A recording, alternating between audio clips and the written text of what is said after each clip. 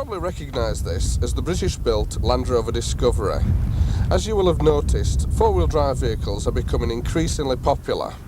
However, I would assume that at least 90% of them very, very rarely get used in anger. We're going to give you a little insight today into what a true off-road vehicle can really do. Before we go any further, let's discuss some of the prime features that make an off-road four-wheel drive vehicle. As anybody knows who's been to a country fete, you don't need four-wheel drives to be able to survive on grass, as any saloon car can quite easily drive around on a grassy surface. The first and most important part of an off-road vehicle is its clearance. The gap under here is one of the major governing factors in the capabilities of an off-road vehicle. The larger this gap, the larger rocks we can negotiate, bigger ridges that we can negotiate without scraping the bottom of the vehicle or catching the exhaust, etc.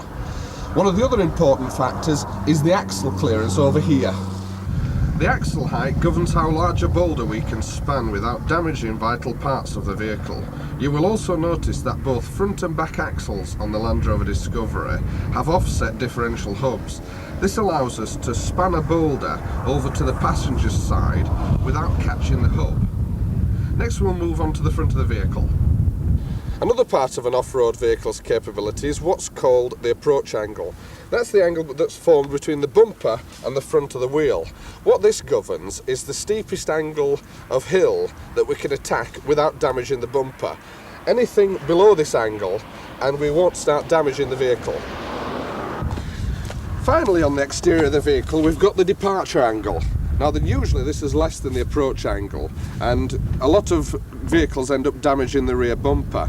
So to help with that, we've fitted a tow ball at the back, and what that does is it tends to scrape and tell us when we're having a problem. That about covers the outside of the car.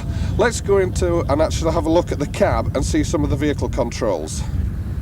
As we've said, off-road vehicles are equipped with special transmissions.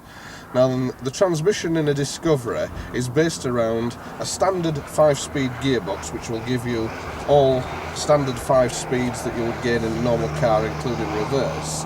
And then there's a second, what's called a transfer box.